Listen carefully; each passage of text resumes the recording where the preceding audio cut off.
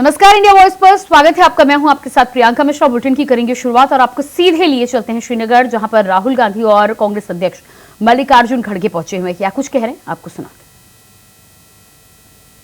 हैं। जो आपको सहना पड़ता है,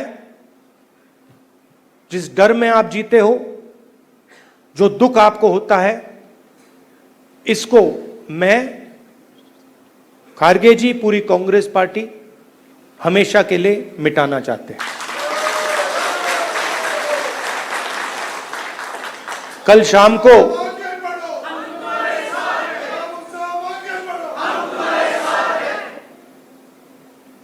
अब मैं आपको थोड़ी पर्सनल बात बताता हूं, ज्यादा लंबा नहीं बोलूंगा। कभी कभी आप किसी से बात करते हैं, कोई कुछ कह देता है, इरिटेशन हो जाती है, होती है। कभी कोई उल्टी सीधी बात, गलत बात बोल देता है, इरिटेशन हो जाती है। कभी कोई एग्जैक्ट बात नहीं बोलता तो भी इरिटेशन हो जाती है, होती नहीं होती। तो कल रात में खारगे जी के साथ डिनर खाने गए। वहां पे उन्होंने पूरी वाजवान खिला दी। अब खारगे जी की मुश्किल है, वो केरला गए थे, उनका वहां पे ट्रीटमेंट हुआ। अब खारगे जी नॉन वेजिटेरियन है, मगर डॉक्टर ने उनको कह रखा है कि भैया आपको 15 दिन वेजिटेरियन खाना खाना है। तो कल वाजवान का मजा नहीं ले पाए। वाजवान के बाद मैंने सोचा मैं जाके आइसक्रीम खा लूं, तो मैं आइसक्रीम पार्लर में गया। वहां पे हम बैठे थे, वहां पे बातचीत चल रही थी। तो वहां पे जो आइसक्रीम खा रहे थे, उन्होंने मुझे बोला कि आपको जम्मू और कश्मीर के लोग अच्छे लगते हैं। मुझ में अंदर एकदम इरिटेशन आई। मैंने कहा नहीं, मुझे जम्मू कश्मीर के लोग अच्छे नहीं लगते, मैं जम्मू और कश्मीर के लोगों से मोहब्बत करता हूं, ये अलग चीज है। तो मेरा आपके साथ दूसरा रिश्ता है। इस बात को मैं हर बार यहां आता हूं, ये मुझे और गहराई से समझ आती है। ये बहुत पुराना रिश्ता है, खून का रिश्ता है। तो ये मैसेज मैं आपको देना चाहता था। 2-3 और चीजें कहूंगा। अगर कॉन्फिडेंस से, निडरता के साथ किसी ने जम्मू कश्मीर में काम किया है, तो वो कांग्रेस का कार्यकर्ता है। मैं जानता हूं आप लोगों को क्या सहना पड़ता है, मगर आप कांग्रेस पार्टी का झंडा, कांग्रेस पार्टी की विचारधारा के लिए आप रोज लड़ते हो और जान देने के लिए आप तैयार रहते हो। तो मैंने कर्रा साहब को कहा है, खारगे जी ने भी कहा है कि गठबंधन होगा, मगर कांग्रेस पार्टी के कार्यकर्ता की इज्जत, रिस्पेक्ट मेंटेन करके होगा। सीधी सी बात है, प्यार से होगा, दोस्ती से होगा, मगर हमारा जो कार्यकर्ता है उसकी रिस्पेक्ट के साथ होगा। हमारे जो लीडर्स हैं उनकी रिस्पेक्ट के साथ होगा। क्योंकि आपने अपनी पूरी जिंदगी कांग्रेस पार्टी की विचारधारा की रक्षा करने में, कांग्रेस पार्टी की थिंकिंग को आगे बढ़ाने में दी है। और मैं जानता हूं आपने कितना जोर, कितना कष्ट उठाया है, कितना वजन आपने अपने कंधों पे उठाया है। देश की हालत आप जानते हो, पूरे देश में बेरोजगारी है, जम्मू कश्मीर में बेरोजगारी है। जो अपॉर्चुनिटीज यहां के युवाओं को मिलनी चाहिए, बाकी स्टेट्स के युवाओं को मिलनी चाहिए, वो नहीं मिल रही है। मगर एक बात बदल गई है और ये आपने टीवी पे देखा होगा। चुनाव में नरेंद्र मोदी जी की कॉन्फिडेंस को इंडिया गठबंधन ने खत्म कर दिया। आपने देखा होगा जो पहले नरेंद्र मोदी जी छाती फैला के आते थे, याद है आपको? यूं आते थे, अब यूं आते हैं।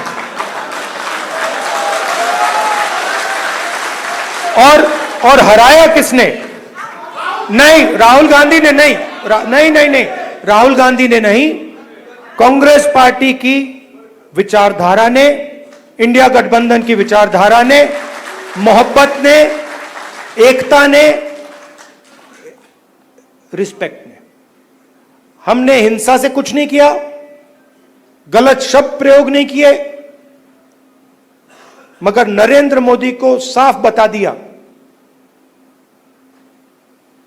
कि आप जो अपने आप को सोचते हो वो नहीं हो।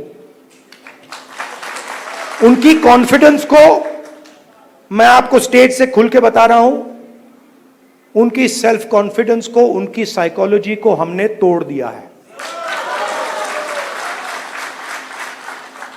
ये आपको मैं मैसेज देना चाहता था।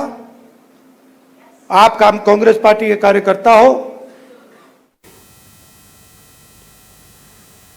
तो ये आप श्रीनगर से सुन पा रहे थे राहुल गांधी को, और इसके बाद बात करेंगे अगली खबर को लेकर। बसपा अध्यक्ष मायावती ने बुलाई बड़ी बैठक। 27 अगस्त को राष्ट्रीय कार्यकारिणी की बैठक में पार्टी के राष्ट्रीय अध्यक्ष का होगा चुनाव के साथ ही राष्ट्रीय एजेंडा किया जाएगा पेश। राष्ट्रीय और प्रदेश पदाधिकारियों को बुलाया गया। तो बहुजन समाज पार्टी की 27 अगस्त को राष्ट्रीय कार्यकारिणी की बैठक होनी है, जिसमें राष्ट्रीय अध्यक्ष का चुनाव होना है। मंडल प्रभारी और जिला अध्यक्ष भी होंगे शामिल। 27 अगस्त को सुबह 10 बजे पार्टी कार्यालय में होगी बैठक। तो यूपी में उपचुनाव को देखते हुए, साथ ही साथ 27 के विधानसभा चुनाव को देखते हुए बहुजन समाज पार्टी ने एक बार फिर से तैयारी तेज कर दी है। जिस तरह से लोकसभा चुनाव में बसपा को मुंह की खानी पड़ी थी, बसपा के परंपरागत वोट बैंक की बात करें तो उसमें भी काफी गिरावट दर्ज की गई है। ऐसे में एक बार फिर से पार्टी को खड़ा करने के लिए मायावती ने कमर कस ली है। 27 तारीख को राष्ट्रीय कार्यकारिणी की बैठक होनी है। राष्ट्रीय अध्यक्ष के चुनाव को लेकर चर्चा और मंथन किया जा सकता है। सुबह 10 बजे पार्टी कार्यालय में होनी है बैठक।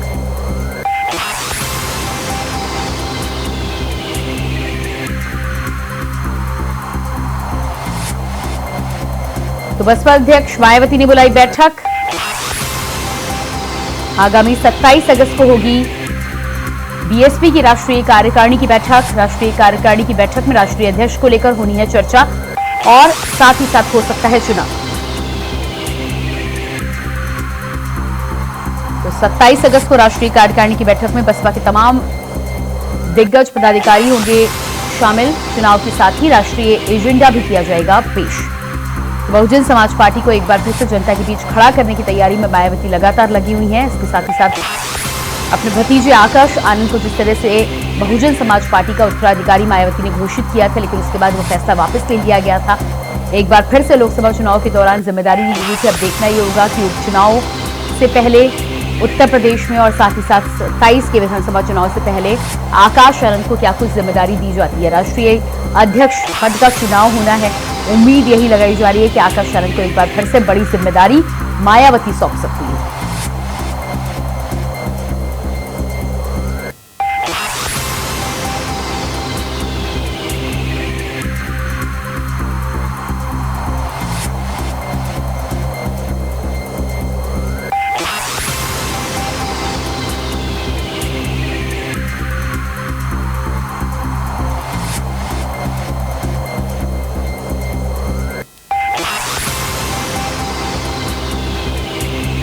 चुनाव के साथ ही राष्ट्रीय एजेंडा भी किया जाएगा पेश।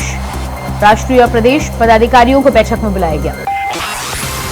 और इसी खबर पर हमारे साथ लखनऊ से संवाददाता मोहम्मद आसिफ लाइव जुड़ चुके हैं। जी मोहम्मद आसिफ, 27 तारीख को बीएसपी की राष्ट्रीय कार्यकारिणी की बैठक होनी है। बताया जा रहा है कि राष्ट्रीय अध्यक्ष का चुनाव किया जाएगा और मायावती इसके अलावा राष्ट्रीय एजेंडा भी पेश करती हुई नजर आएंगी। क्या कुछ जानकारी मिल पा रही है?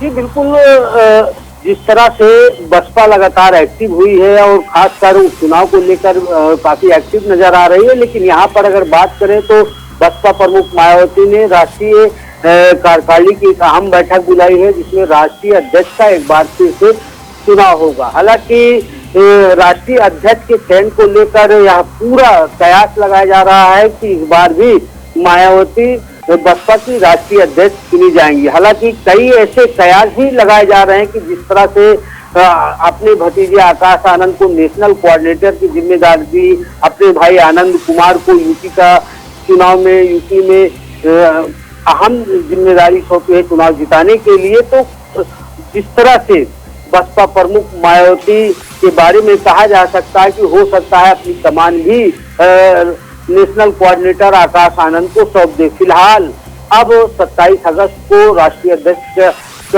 का चयन होगा और यह भी कहा जा रहा है कि राष्ट्रीय अध्यक्ष बसपा प्रमुख मायावती भी होंगे। फिलहाल कयासों का दौर जारी है और इस राष्ट्रीय अधिवेशन में नेशनल कोऑर्डिनेटर, जोनल कोऑर्डिनेटर समेत कई महत्वपूर्ण पदाधिकारी मौजूद रहेंगे। यहाँ तक कि एमपी राजस्थान के भी पदाधिकारियों को इस राष्ट्रीय कार्यकारिणी की बैठक में बुलाया गया है और इस बैठक में उपचुनाव को लेकर तैयारियां होंगी। साथ ही साथ महाराष्ट्र और हरियाणा में जो चुनाव होना है वहां की भी चर्चा और मंथन की जाएगी अपने पदाधिकारियों के साथ और यह तय किया जाएगा कि किस रणनीति के तहत जो चुनाव हो रहे हैं उसमें हिस्सेदारी किया जाए। और साथ ही साथ बसपा के सामने यह भी बड़ी चुनौती है कि जिस तरह से लोकसभा चुनाव में शून्य पर बसपा पहुंच गई थी, अब कहीं न कहीं बसपा एक बार फिर से अपनी खोई हुई ताकत और वजूद पाने के लिए जिस तरह से बेताब है और कभी उस चुनाव में अपनी भागीदारी न करने वाली बसपा इस चुनाव में 10 सीटों पर अकेले दम पर चुनाव लड़ रही है। वहीं यह भी मंथन किया जाएगा कि जिताऊ और टिकाऊ प्रत्याशी को ही मैदान में उतारा जाए। इसके लिए नेशनल कोऑर्डिनेटर और कोऑर्डिनेटर से एक रिपोर्ट मांगी गई थी। यह रिपोर्ट भी बसपा प्रमुख मायावती के पास पहुंच चुकी है। तो कहा जा सकता है कि राष्ट्रीय अधिवेशन में कई अहम फैसले लिए जाएंगे। इसमें राष्ट्रीय अध्यक्ष का चयन होगा, प्रत्याशियों के चयन पर चर्चा की जाएगी और साथ ही साथ आने वाले चुनाव में इस तरह की रणनीति अपनाई जाए इस पर भी मंथन किया जाएगा।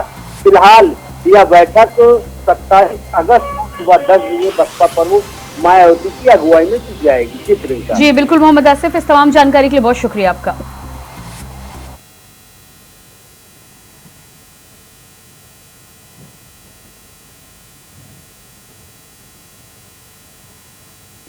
और इसके बाद बात करेंगे अगली खबर को लेकर। रायपुर से बड़ी खबर सामने आ रही है, जहां प्रधानमंत्री आवास योजना के कथित लाभार्थियों ने राजधानी की नगर निगम जोन 9 में प्रदर्शन किया।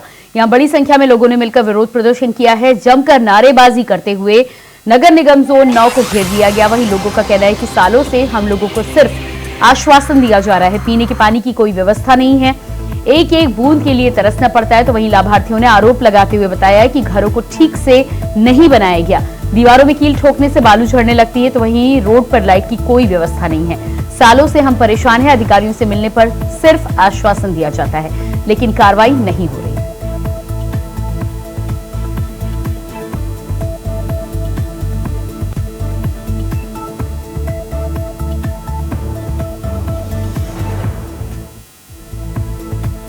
और इसी खबर पर छत्तीसगढ़ से संवाददाता मनोज शुक्ला फोन लाइन पर जुड़ चुके हैं। जी मनोज, जिस तरह से प्रधानमंत्री आवास को लेकर लोग लंबे समय से यहाँ पर शिकायत करते हुए नजर आ रहे हैं, प्रदर्शन भी करते हुए नजर आ रहे हैं, क्या कुछ पूरी जानकारी है और क्या शिकायतें हैं लोगों की? प्रियंका, आपको बता दूं कि प्रधानमंत्री आवास को लेकर जो है ये जब से इन लोगों के हितग्राहियों को आवास मिला है कर लंबे समय से ये लोग काफी परेशान नजर आ रहे हैं। लोगों का साफ तौर पर कहना है कि इसमें प्रधानमंत्री आवास जो हम लोगों को गरीबों को मिला, इसमें बड़ा भ्रष्टाचार की बात ये लोग बड़ा आरोप लगा रहे हैं। और जो जमीनी सुविधाएं होती हैं जैसे पानी, बिजली, सड़क, इन लोगों को भी सही नहीं मिल पा रहा है। और साथ ही साथ जो है जो बिल्डिंगें बनी हैं उसमें जो है भ्रष्टाचार की बात ये लोग बोल रहे हैं कि अगर हम लोगों को कोई सामान रखने के लिए एक कीली भी गाड़ना होता है दीवारों में तो दीवारों से बालू झड़ते हैं और छतें टपक रही हैं और छतों पे क्रैक हो गया है। तो ये सब तमाम बातें वो लोग बड़े आरोप लगा रहे हैं, जिसको लेकर ये लोग सालों से संघर्षरत है। सिर्फ अधिकारियों से अपनी बातें कहते हैं लेकिन कोई सुनने वाला नहीं है। इसी सब बात को लेकर जो है कल भारी संख्या में जो प्रधानमंत्री आवास के हितग्राही लोग हैं वो राजधानी के निगम 9 को घेराव किए और अधिकारियों से मिलने का भी प्रयास किए, लेकिन अधिकारी वहां पर सब कोई नजर नहीं आया, जिस वजह से बात उन लोगों को, लेकिन उन लोगों का साफ तौर पर कहना है कि हम लोगों को सिर्फ यहाँ पर आश्वासन मिलता है और हम गरीबों को सुनने वाला कोई नहीं है। जबकि आपको बता दूं प्रियंका कि ये प्रधानमंत्री आवास एक प्रधानमंत्री नरेंद्र मोदी की महत्वाकांक्षी योजना है कि सबको घर मिले, लेकिन ये बड़ी बात सामने निकल कर आ रही, प्रधानमंत्री आवास में काफी भ्रष्टाचार देखने को मिल रहा है और इन हितग्राहियों का साफ तौर पर आरोप लगा कि इसमें अधिकारियों की गड़बड़ी, अधिकारियों को रिश्वत लेने तक की बात ये लोग अपने आरोप लगा रहे हैं। तो ये बड़ी बात सामने निकल कर आ रही है। जी बिल्कुल। इस तमाम जानकारी के लिए मनोज आपका बहुत बहुत शुक्रिया।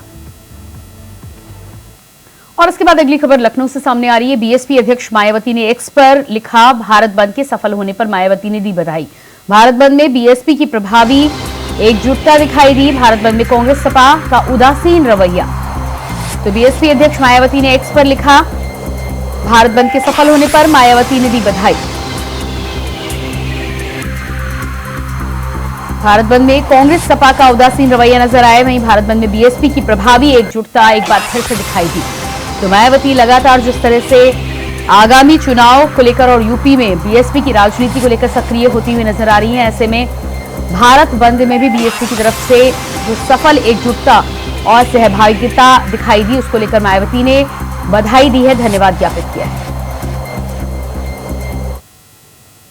और इसके बाद बात करेंगे दिल्ली की। आज और कल ऑटो टैक्सी ड्राइवरों की हड़ताल, ऐप आधारित टैक्सी सेवाओं के विरोध में ड्राइवरों की हड़ताल। हड़ताल में दिल्ली एनसीआर के 15 से अधिक यूनियन शामिल। संगठनों के पदाधिकारी जंतर मंतर पर मांगों को लेकर बैठेंगे। संगठनों के पदाधिकारी जंतर मंतर पर मांगों को लेकर बैठेंगे। आज और कल ऑटो टैक्सी ड्राइवरों की हड़ताल।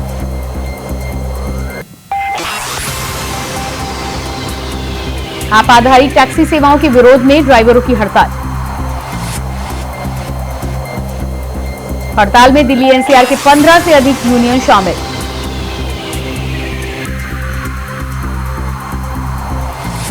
संगठनों के पदाधिकारी जंतर मंतर पर मांगों को लेकर बैठेंगे।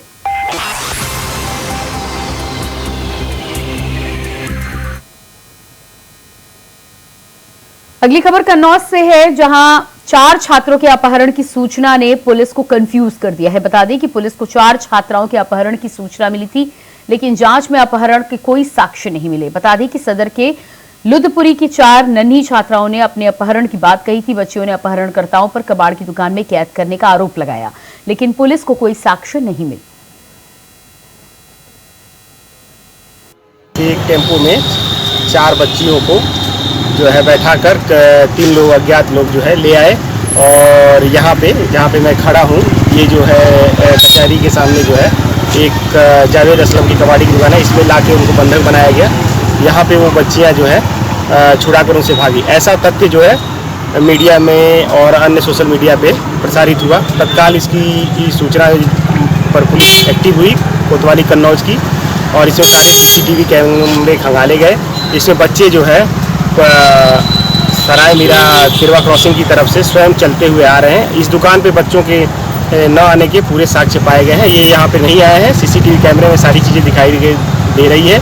ये बच्चे तिरवा क्रॉसिंग की तरफ से आ रहे हैं। साथ ही साथ बालापीर से किसी भी ऑटो में बैठने के भी साक्ष्य नहीं दिखाई दे रहे हैं। इसमें आगे भी जांच की जा रही है कि आखिर इसके पीछे क्या रीजन है, किस तरीके से इस मतलब दुकान का नाम प्रकाश में आया कि यहाँ पे बच्चों को कैद किया गया था।